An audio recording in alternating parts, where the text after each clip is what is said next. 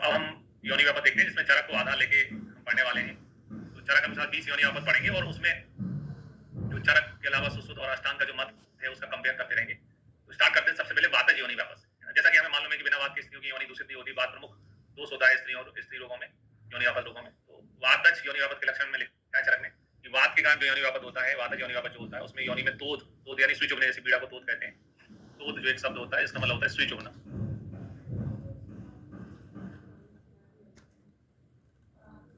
सुई चुभने जैसी पीड़ा।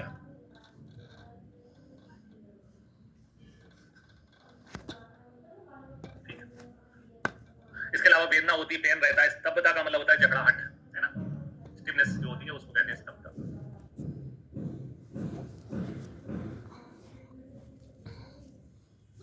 जो जकड़ाहट होती है उसको स्तब्धता बोलते हैं।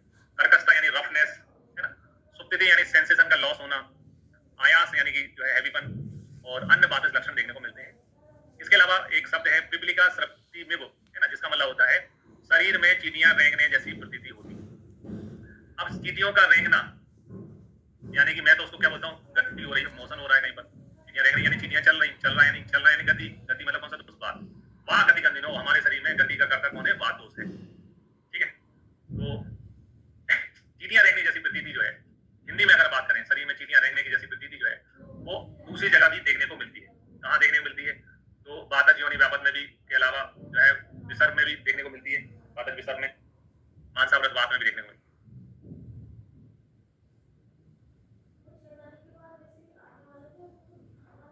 वातज विसर्ग, वातज गोल, मानसाव्रत वात इस जगह ऐसे ही, मतलब संस्कृत अलग होती है, कहीं पिपली का संचार लिखा रहता है, लेकिन हिंदी मतलब वही होता है, चींटियां रेंगने जैसी प्रतीति को ही बोलते हैं। ये वातज विसर्ग, वातज गुल्म और मानसाव्रत वात में भी ये लक्षण देखने को मिलता है। इसके अलावा वातज योनि व्यापक में स्राव निकलता है योनि से कैसा, सशब्द रुक फैन, है ना, शब्द के साथ, रुजा के साथ, फैन युक्त, तनु यानी पतला, रुक्ष आर्तो जो है स्राव होता है ना, शब्द बिना बात के शब्द होते ही नहीं है, तो शब्द के समान प्रतीत होना, वो भी शब्द के साथ में आर्तों के प्रतीत आर्तों आना, वो भी बात के लक्षण होता है। सुश्रुत में सिंपल श्लोक है, वार्तला, कर्कश, स्तब्ध, स्थूल, निस्तोध, पीड़िता। वातज योनि व्यापक में योनि में कर्कशता होती है, स्तब्धता, जकड़ाहट होती है, स्थूल होता है और सुई चुभने जैसी पीड़ा होती है। अष्टांगकार कहते हैं पिपलिका शक्ति में, है ना, सुई चुभने जैसी, चींटियां रेंगने जैसी प्रतीति होती है, कर्कशता रहती है, स्तब्धता रहती है। यानी कि ये दो वर्ड हैं, ये सभी ने यूज किए हैं वातज वाले में। कौन कौन से दो वर्ड,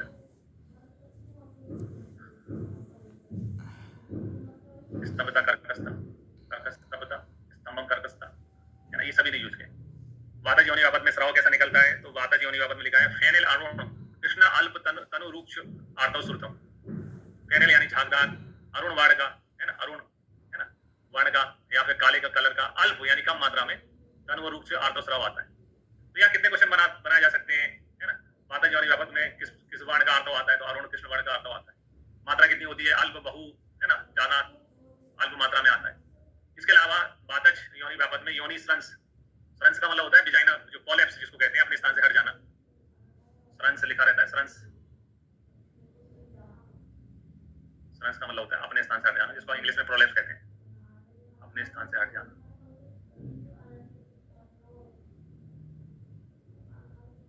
दूसरी भाषा में प्रोलैप्स भी कहते हैं, प्रोलैप्स भी होते हैं।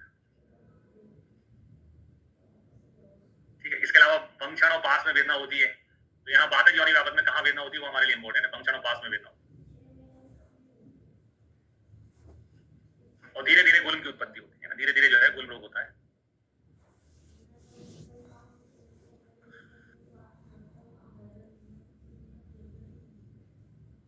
ठीक है, तो ये पंक्षण पास में हटना, वेदना होना, योनि का अपने स्थान से हट जाना, ये सारे क्वेश्चन है अपने आप में।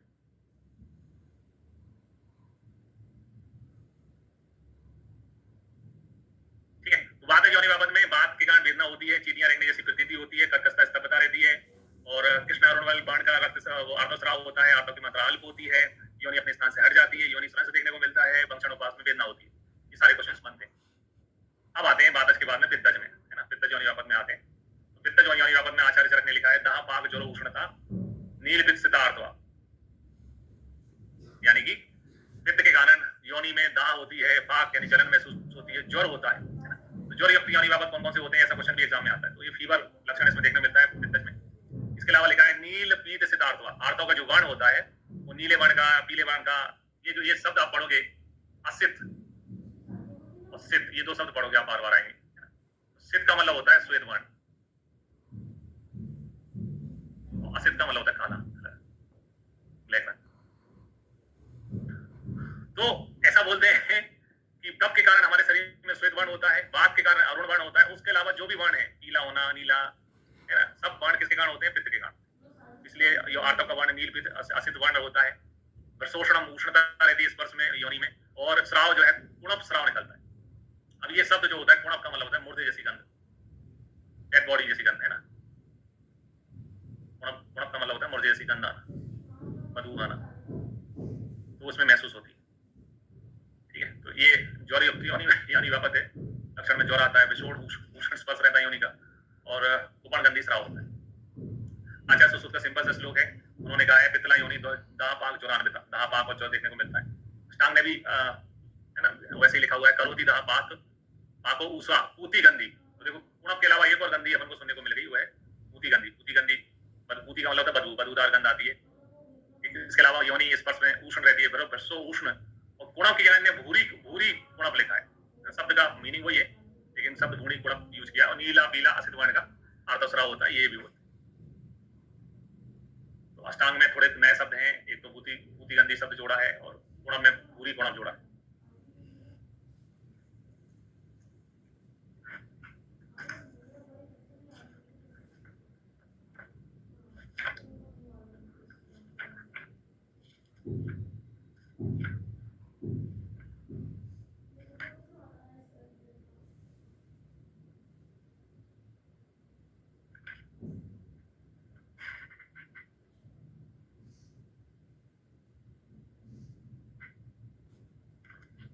भूरी का मतलब होता है अत्यंत दुर्गंधित। ठीक है, तो अत्यंत मुर्दे की अधिक गंध वाला आता है। फिर आओ कफज में,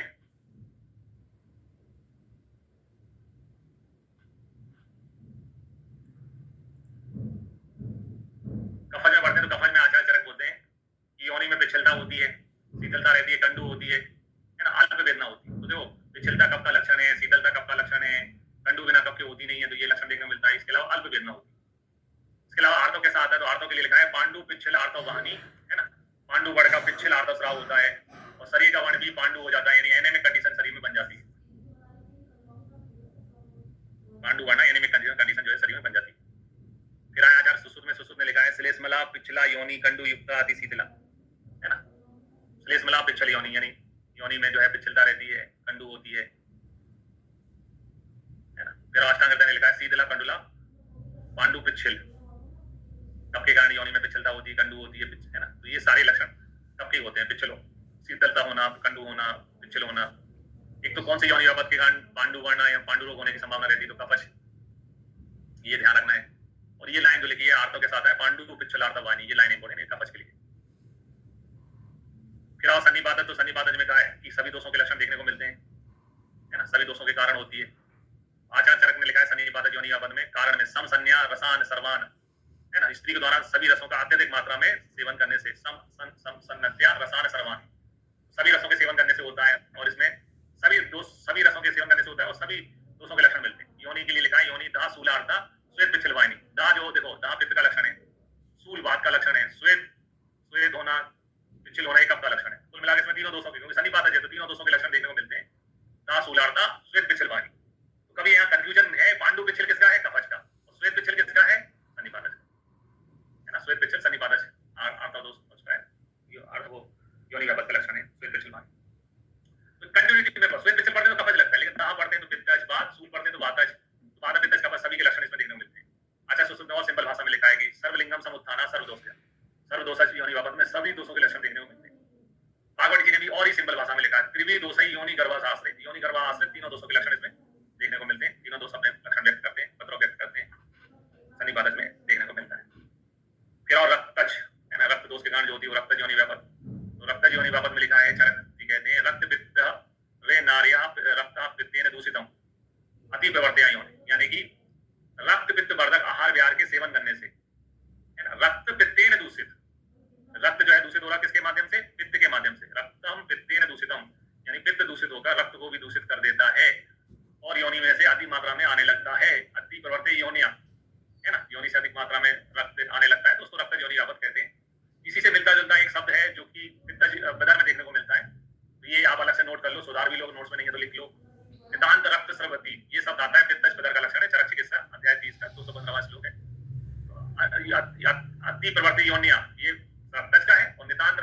प्रवृत्ति जो है वो पित्त स्वेदर का लक्षण होता है, रक्त स्वेदर का नहीं होता, पित्त स्वेदर का होता है। इसमें इतनी ब्लीडिंग होती है कि ये भी लिखा हुआ है लब्धे गर्भे भी आसजा, मतलब स्त्री के गर्भ धारण करने के बाद में भी योनि से रक्तस्राव होता है। आमतौर पर प्रेगनेंसी कंसीव होती है तो मेंस्ट्रुअल साइकिल बंद हो जाता है, लेकिन इसमें ऐसा नहीं होता है, मतलब कंसीव करने के बाद में भी प्रेगनेंसी कंसीव हो चुकी है उसके बाद में भी योनि में से ब्लीडिंग होती रहती है। तो लब्धे गर्भे अभी अभी जो है आसजा, ये किसके लिए कहा गया है ना, रक्त योनि व्यापक के लिए कहा गया। इंपोर्टेंट शब्द है, इंपोर्टेंट लाइन है, लब्धे गर्भे अभी। फिर सुश्रुत ने इसका वर्णन नहीं किया है, सुश्रुत में तो दोषानुसार अपनी योनि व्यापक बड़े माता पित्त कफा जो सन्निपात सभी 5 प्रकार के होते हैं, सुश्रुत में इसका वर्णन नहीं है। अब चूंकि इसमें योनि में से बहुत ज्यादा रक्त निकल रहा है, रक्त को इनने नाम ही रख दिया रक्त योनि, अष्टांग ने इसको रक्त योनि नाम लिया है।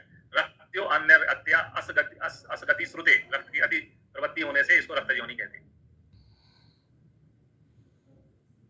तो रक्त योनि नाम दिया है आज भागवत ने, ये ध्यान रखना है। फिर आते आ रजस का। अब कई स्त्रियों में ये कंडीशन होती है कि वो एनेमिक होती है, उनमें खून की कमी होती है, ब्लड होता ही नहीं है शरीर में, हीमोग्लोबिन बहुत कम रहता है, हीमोग्लोबिन जो है ना वो शरीर में बहुत कम रहता है, एचपी जो है कम है ना, 8 है, 9 है, 10 है, ऐसी कंडीशन है। तो जब स्त्री के योनि गर्भाशय आश्रित पित्त रक्त को दूषित कर देता है तो स्त्री को रजस्राव नहीं होता, उसको आरजस का कहते हैं। इसमें योनि गर्भाशय पित्त है ना, यानी कि इसमें पित्त तो दूषित होकर रक्त को दूषित करता है, लेकिन कहाँ का रक्त करेगा, लोकल बॉडीज का, योनि और गर्भाशय आश्रित पित्त,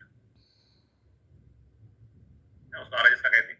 लक्षण में लिखा है कार्स वेवणियम जननी वृषम, यानी कि कार्स लक्षण यानी कि शरीर में खून की कमी रहती है, एमिकेशन कहते हैं उसको। इसके अलावा बेवड़ता रहती है शरीर में, जब भी हमारे शरीर में खून की कमी होती है, एनेमिक कंडीशन होती है तो शरीर का कलर पेल हो जाता है ना, कार्स वेवण्य जननी वृषम आता है आरजस का में। और इसी की जगह जो है भागवत ने और सुश्रुत ने लोहित छरा शब्द यूज किया है। लोहित छरा में लिखा सदाहम प्रच्छर असम वामनी सा लोहित छरा है ना, दाह के साथ में जो है रक्त का स्राव हो जाता है, रक्त के साथ में रज है, तो सुश्रुत ने उसको लोहित छरा नाम दिया है। अष्टांग ने भी लोहित छरा नाम दिया, लेकिन उसको दोषज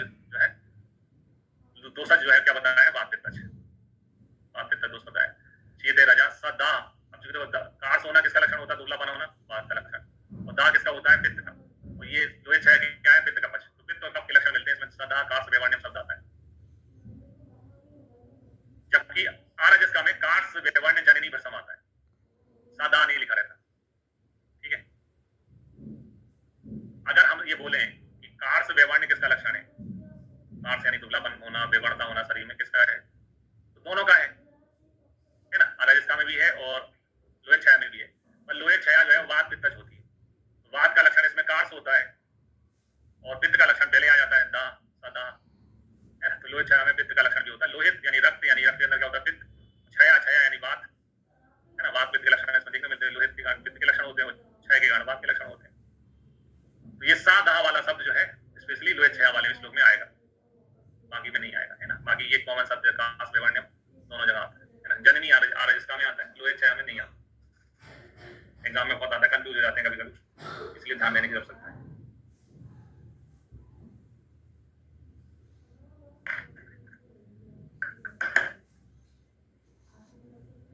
हम पीपीएच कह सकते हैं, क्यों नहीं कह सकते, ब्लीडिंग हो रही है, पीपीएच पोस्टमार्टम जो है हेमरेज कह सकते हैं।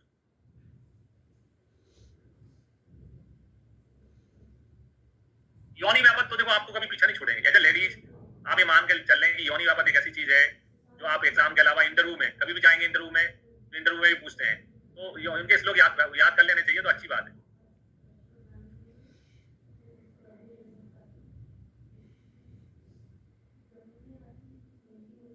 तो आरजस का में जो आ धन रज दो शब्दों से मिलकर बनाया आरजस का, आ का मतलब नहीं और रज का मतलब मेंस्ट्रुअल साइकिल इसमें नहीं आता। क्यों नहीं आता, ये क्यों मेंस्ट्रुअल साइकिल क्यों नहीं हो रहा, क्यों, क्योंकि इसमें कार्स है, एनीमिक है, ये खून की कमी है इसके अंदर, इसलिए इसमें रज नहीं आता है, रजोधर्म इसमें नहीं होता है, मेंस्ट्रुअल साइकिल इसको नहीं आता रजस का है ना। उसके पीछे रक्त के दूषित होना पता है कि गर्भाशय और योनि आश्रित जो है पित्त द्वारा रक्त को दूषित कर देता है। अब देखो योनि और गर्भाशय से हार्मोन निकलते हैं है ना, और हार्मोनल चेंज के कारण ये ऐसा होता है, मॉडर्न के हिसाब से तो यही समझते हैं, ठीक है। आगे बढ़ते हैं, इसके बाद में आते हैं आचार्य में। आचार्य योनि व्यापक में लिखा है, चरक कहते हैं आचार्य योनि व्यापक में, योन्या आधावनाद कंडू जाता कुर्वंती चंदवा, योनि का धावन ना करने से योनि में कंडू यानी ईचिंग या खुजली होना चालू हो जाती है। तो ये पर्सनल हाइजीन पे प्रश्न उठाया गया है कि आप अगर पर्सनल हाइजीन नहीं रखते हैं तो उसके कारण जो कंडू होगी उसको क्या कहते हैं, अचानक योनि व्यापक कहते हैं। योनिया आधावनात्, योनि का धावन यानी उसको धोने से या पर्सनल हाइजीन मेंटेन ना करने से उसमें ईचिंग होती है, कंडू होती है, उसको आरजस का योनि व्यापक कहते हैं। इसमें कंडू होती है और अति नरकांक्षणी है ना, पुरुष की बहुत ज्यादा इच्छा करने वाली होती है, अति नरकांक्षणी कहा गया है इसको आचरण। आचार्य सुश्रुत इसको अलग तरीके से समझाते हैं। मैथुने आचरणा पूर्व पुरुषम अति रिच्यते, यानी कि आचरणा योनि व्यापक वाली स्त्री जो है मैथुन के समय पुरुष से पहले स्खलित हो जाती है ना, इससे पहले कि पुरुष का जो है शुक्र पतन हो या वीर स्खलन हो, उससे पहले स्त्री जो है स्खलित हो जाती है। आचरणा अतिचरणा में आते हैं, तो अतिचरणा क्या है? अतिचरणा में लिखा है, आचार्य कहते हैं अत्यधिक मैथुन करने से कुपित वायु जो है स्त्री की योनि में शोभ सुक्ति रुझा पैदा करती है। तो देखो अचरणा में कंडू पैदा हो रही थी, यहाँ पर सूजन हो रही है, शोभ सुक्ति रुझा पैदा होती है इसमें अतिचरणा में। सूजन, ये सूजन युक्त है, ये कंडू युक्त है। अचरणा में कंडू होती है, अतिचरणा में सूजन होती है, शोभ होता है। आचार्य सुश्रुत कहते हैं बहुसा अतिचरणा बीजम न विदंती, पुरुष के समय मतलब मैथुन के समय पुरुष स्खलन से पूर्व कई बार स्खलित हो जाता है। ये पहली होती है और ये कई बार होती है। फिर आए अष्टांग, वही लिखते हैं जो चरक बोलते हैं, सेव अतिचरणा सोप संयुक्त अति व्यवहार, अधिक मैथुन करने से योनि में सूजन आ जाती है, उसको बोलते हैं अतिचरणा। सोप संयुक्त सूजन युक्त योनि होती है अतिचरणा। प्राचरणा योनि व्यापक में लिखा हुआ है, आचार्य चरक कहते हैं मैथुनात अति बालाया पृष्ठ कटी उरु वंक्षणम रुजन, अति बाला कन्या के साथ मैथुन करने से कुपित वायु पृष्ठ में, कटी में, उरु में, वंक्षण में रुझा पैदा करती है, उसको कहते हैं प्राचरणा। ठीक है, तो किसके साथ मैथुन करने से होती है? तो अति बाला कन्या के साथ मैथुन करने से प्राचरणा होती है। मैथुनात अति बालाया, अति बाला यानी कम एज की लड़की हो, उसके साथ में मैथुन करने से होता है। क्या होता है इसमें? वेदना कहाँ होती है? पृष्ठ में, कटी में, उरु में, वंक्षण में। तो याद रखने का तरीका, पृष्ठ के लिए पृष्ठ लिख दिया, कटी के लिए की लिख दिया पृष्ठ की, उरु के लिए लिख दिया ऊपरी। कई बार कहते हैं ऊपर ऊपर से दिखा रहे हैं दर्द है, ऊपरी वेदना, पृष्ठ की ऊपरी वेदना होती है किसको? है ना, प्राचरणा। पृष्ठ की ऊपरी वेदना होती है प्राचरणा। अब शब्दों का मतलब समझे, है ना, शब्दों का मतलब समझते हैं। तो पृष्ठ ये हो गया, की यानी कटी हो गया, है ना, ऊपरी यानी उरु हो गया, और वेदना यानी वंक्षण हो गया। तो पृष्ठ की ऊपरी वेदना ऐसा करके याद करना है। कौन से योनि व्यापक में कहाँ पेन होता है वो एग्जाम का क्वेश्चन है। अष्टांग भी यही कहते हैं प्राचरणा को, मैथुना अति बाला आया, अति बाला स्त्री के साथ मैथुन करने से पृष्ठ में, जंगा में, उरु में, वंक्षण में रुझा होती है। पृष्ठ, जंगा, उरु, वंक्षण, रुजन।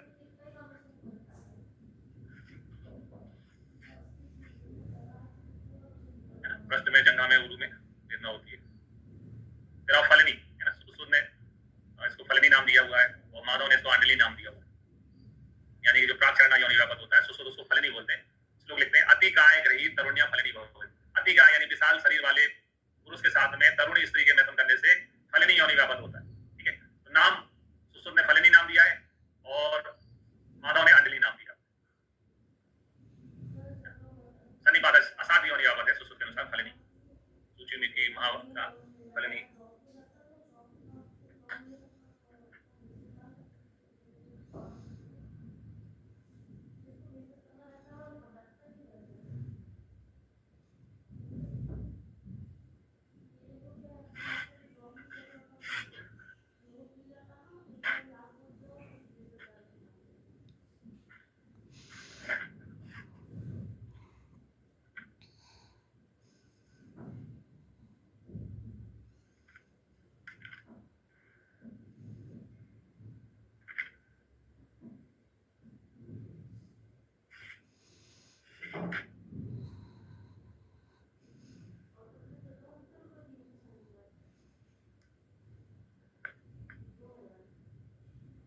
बीजम में विद्यंती का वही मतलब है, इसमें अतिचरणा स्त्री बीज को या गर्भ को धारण नहीं करती।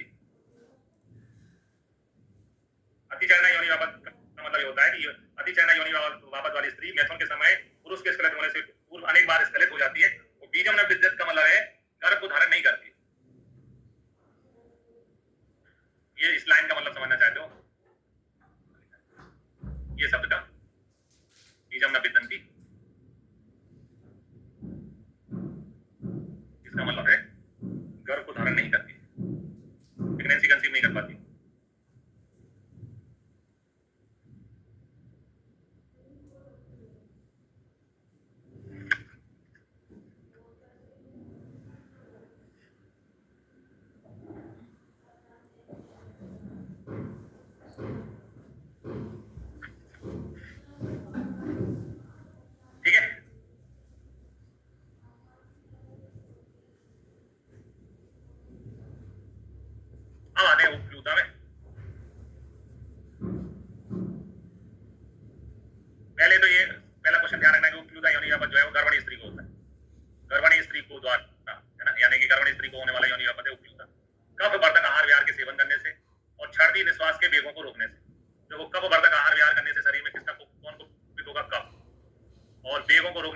होगा वायु, वात। तो प्लूता में कौन सा दोष था? वात का पक्ष। प्लूता और करणी जो है वात का पक्ष थे। वात कुपित वायु और कफ योनि में ला देती, योनि को दूषित कर देती है, इसलिए योनि में तोद के साथ, जो तोद यानी स्विच होना, स्विच होना यानी किसका लक्षण? वात का। तोद के साथ पांडुस्राव, पांडुस्राव किसका लक्षण होता है? कफ का। या कफ के साथ श्वेतस्राव या वात का पक्ष विकृतियां जो है देखने को मिलती है। तो निम्नलिखित में कौन सा योनि व्यापक गर्भणी स्त्री को होता है? उपप्लूता होता है। गर्भणी जो है होने वाला योनि व्यापक का नाम है उपप्लूता। उपप्लूता में कौन सा दोष होता है? तो वात का दोष होता है। किसके वेग रोकने से होता है? छर्दी और निश्वास के वेग रोकने से। ये भी क्वेश्चन आता है ना।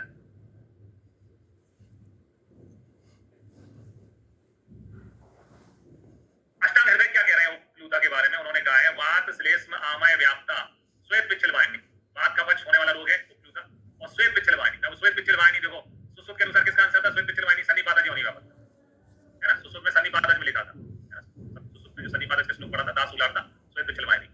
सुश्रुत में श्वेत पिच्छल वाहिनी किसका है? सन्निपातज योनि व्यापक का, जबकि इसमें उपप्लूता का है अष्टांग के अनुसार। ये दोनों में कॉन्ट्रोवर्सी है, दोनों में विपरीत मत है, ध्यान रखना है ना। ये श्वेत पिच्छल वाहिनी किसका मानते हैं? उपप्लूता का, और सुश्रुत मानते हैं इसको सन्निपातज में श्वेत पिच्छल वाहिनी।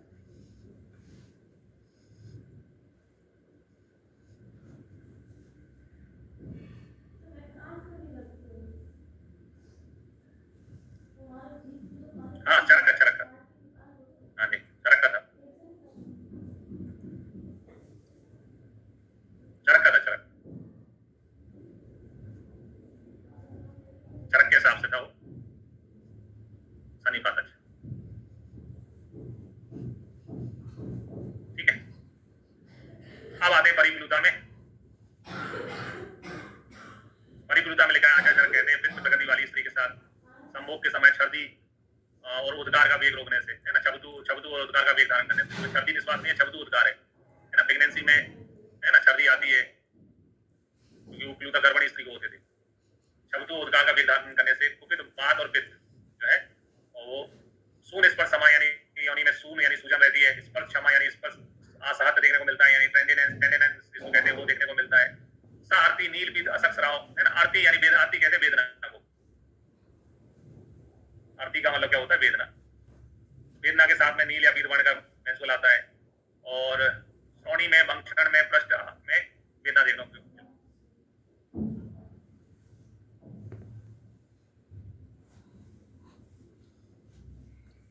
है ना। परिप्लूता में परी आती है, जैसे आजकल पापा की परी जैसा जोक चलता रहता है।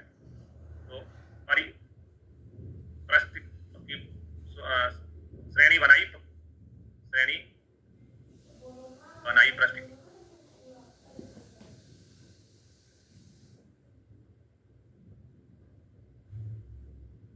परियों की श्रेणी होती है गुड एंजल, बैड एंजल। परी वाले में श्रोणी, भंक्षण में, पृष्ठ में वेदना होती है। उरु नहीं आता यहाँ पर सब, है ना। जैसे वहां पर पृष्ठ में था, कटी में था, उरु में था, यहाँ पर शब्दों को ध्यान रखना है। श्रोणी में, भंक्षण में, पृष्ठ में वेदना होती है, और है ना।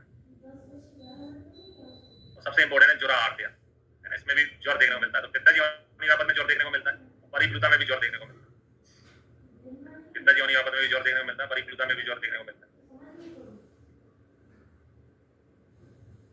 फिर आचार्य सुश्रुत लिखते हैं परिप्लूतायाम ग्राम धर्म रुचा प्रसंभवती, है ना। परिप्लूता में ग्राम धर्म यानी मैथुन में बहुत अधिक रुचा देखने को मिलती है ना। परी है स्वभाव में, है ना। मैथुन में पीड़ा होती है उसको, ग्राम धर्म में रुचा होती है। अष्टांग हृदय ने चरक जैसे लिखा है सून स्पर्श सहा, सून यानी सूजन होती है ना। सून का मतलब क्या होता है? सूजन, जो एडिमा जो होता है उसके लिए सून, सूजन शब्द के लिए सून, सोफ, सबथू ये शब्द यूज करते हैं। सूजन के लिए क्या शब्द यूज करते हैं? सून शब्द यूज करते हैं, सोफ शब्द यूज करते हैं, सबथू शब्द यूज करते हैं। इन सब का मतलब सूजन होता है, सूजन मतलब एडिमा।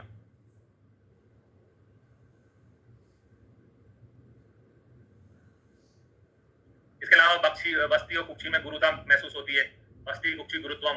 इसके अलावा सर्व है शरीर के लक्षण मिलते हैं, जैसे अतिसार, अरोचक कहानी, अतिसार देखने को मिलता है, अरुचि देखने को मिलती है ना। अतिसार, अरोचक ये लक्षण भी देखने को मिलते हैं। अष्टांग ने, आ से अष्टांग ने अतिसार अरोचक शब्द जोड़े हैं।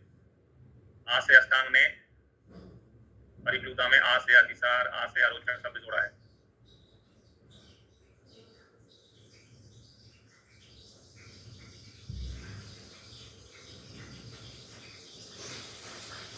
नहीं मॉडर्न क्या, मॉडर्न की निश्चितता नहीं होती बेटा। मॉडर्न हर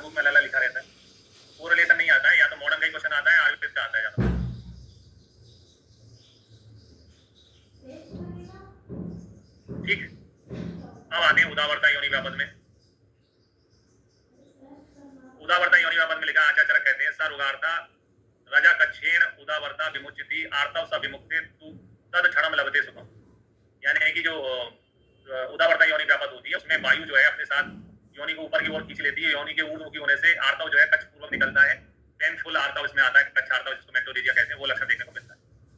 तो सर उगारता रजा कच्छेन आर्तव विमुचिति और आर्तव स विमुक्ते तद क्षण लभते सुखम। जैसे आर्तव को मुक्त करती है वैसे ही उसको क्षण सुख प्रतीत होता है, सुखी महसूस करती है उदावर्ता योनि आता।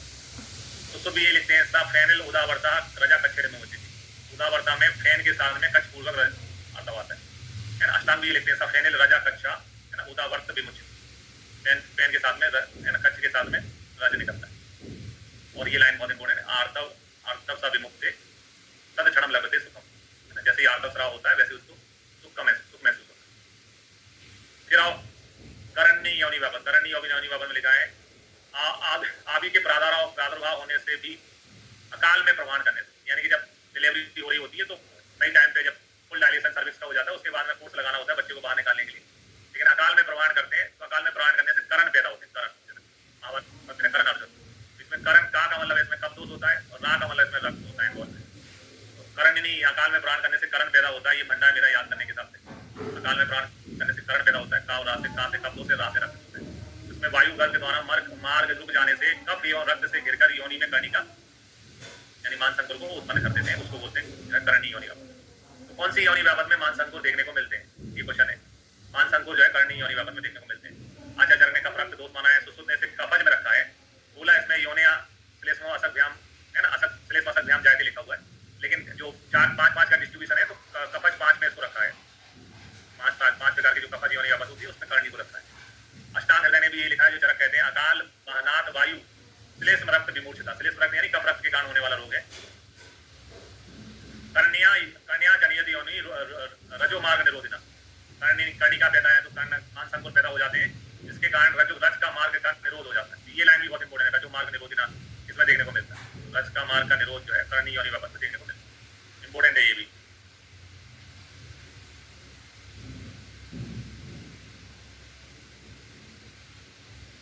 ठीक, अब आते हैं पुत्र अग्नि में।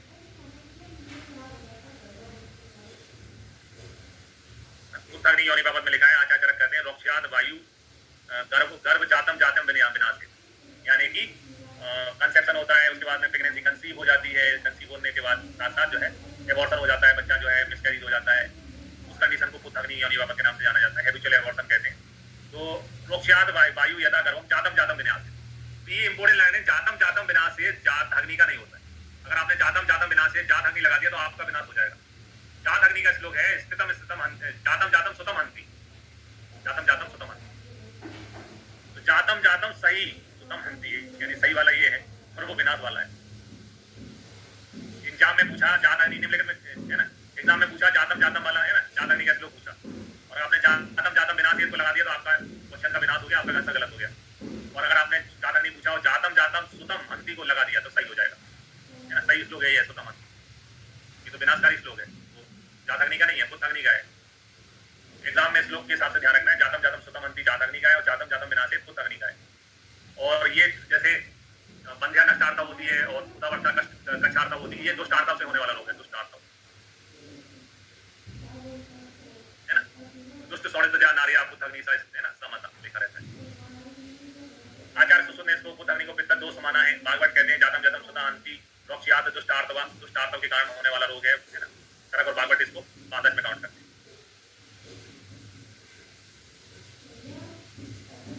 फिर आते हैं अंतर्मुखी। अंतर्मुखी में लिखा है आदि तरफ होकर भोजन के पश्चात मिथ्या सिंह अवस्था में मैथुन करने से बक्र या आने या योनिया अन्य से पीड़ित वायु योनि के मुख को बक्र यानी टेढ़ा कर देती। अंतर्मुखी क्या है कि किस कारण से होती है, अति तरफ होकर भोजन के बाद मैथुन करने से। खाना खाया, खाना खाने के बाद में मैथुन करने लग गए तो उससे अंतर्मुखी योनि व्यापक होता है ना। भोजन के लास्ट में, क्योंकि देखो आप सभी को मालूम वात का प्रकोप होता है, वात क्या करेगी, योनि में जाके उसको मुख को टेढ़ा कर देगी। वात जो है अस्थि और मांस में जाके पीड़ा पैदा करेगी, ठीक है। और दशार्थी मैथुन अशुद्धता भयंकर वेदना युक्त होने के कारण स्त्री मैथुन कराने में असमर्थ हो जाएगी, पेन उत्पन्न हो जाता है। अति संतृप्त होकर मैथुन करने से होता है अंतर्मुखी योनि व्यापक रोग। और इसमें योनि का मुख टेढ़ा हो जाता है ना। अस्थि मांस में वात के कारण पीड़ा होती है और बहुत अधिक पेन होने के कारण मैथुन कराने में असमर्थ। अष्टांग ने भी लिखा, सुश्रुत ने इसका वर्णन नहीं किया। अष्टांग ने लिखा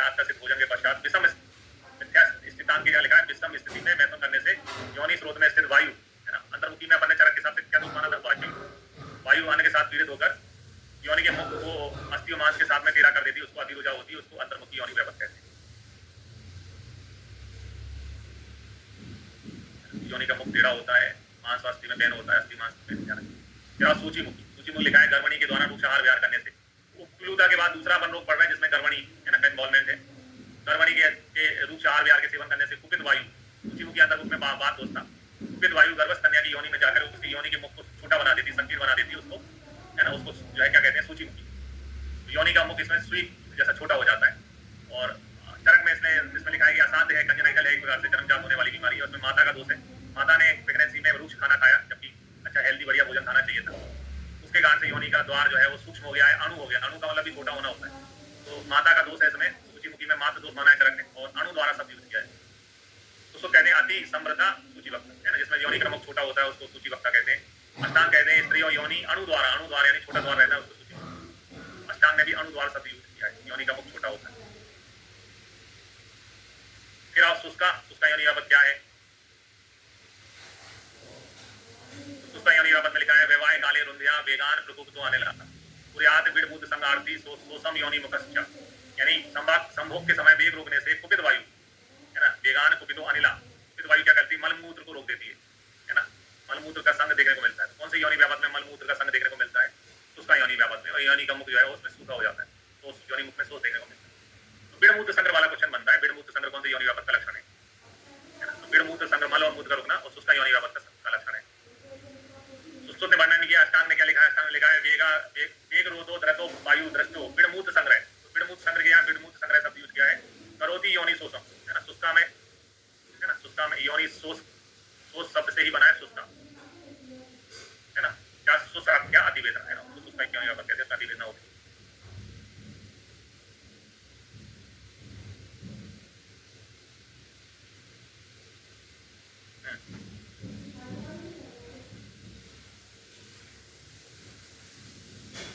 फिर आते बामनी। बामनी में लिखा है कि षड्रात्रात सप्तरात्रात,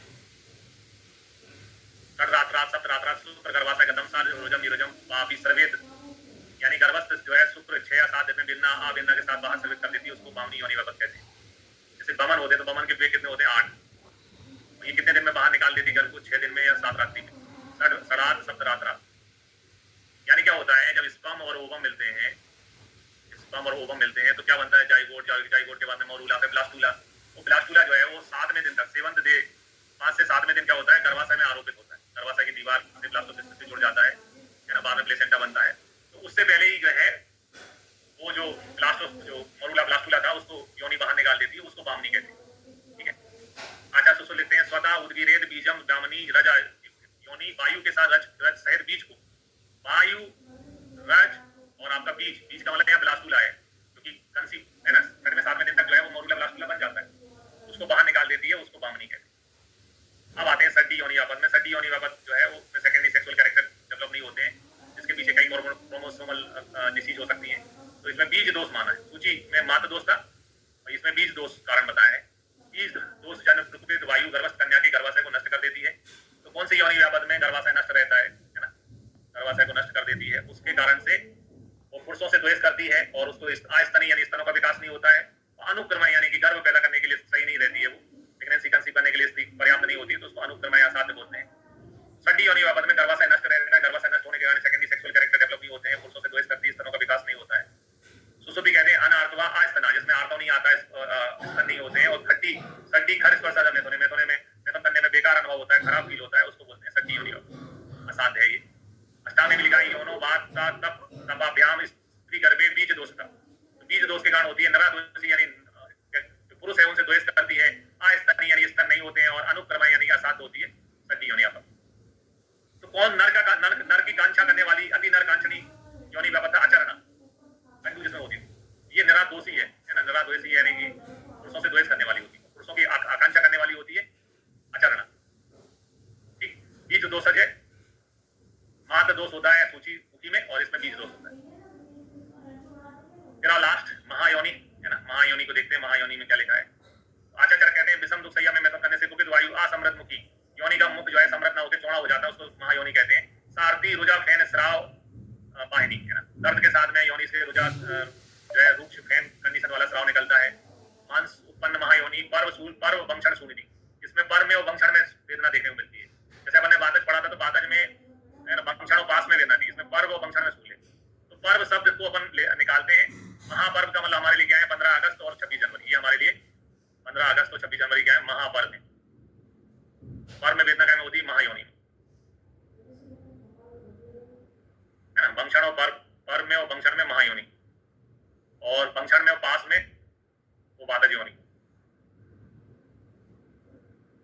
बादश में देखने को मिलती है। आचार्य सुसु लिखते हैं विव्रता अति महायोनि, जिसमें योनि का मुख बड़ा हो जाता है, चौड़ा हो जाता है, उसको विव्रता कहते हैं। अष्टांग भी लिखते हैं विव्रता, योनि का मुख विव्रत होता है। उसन मानसा तमा योनि महा योनि महारुजम, है ना, योनि में बहुत अधिक पेन होता है, महा योनि योनि का पद में। तो दो क्वेश्चन है, एक का किसमें योनि का मुख छोटा होता है तो सूची मुख, किसमें योनि का मुख विपरीत होता है, बड़ा होता है, चौड़ा होता है, तो आंसर है महायोनि।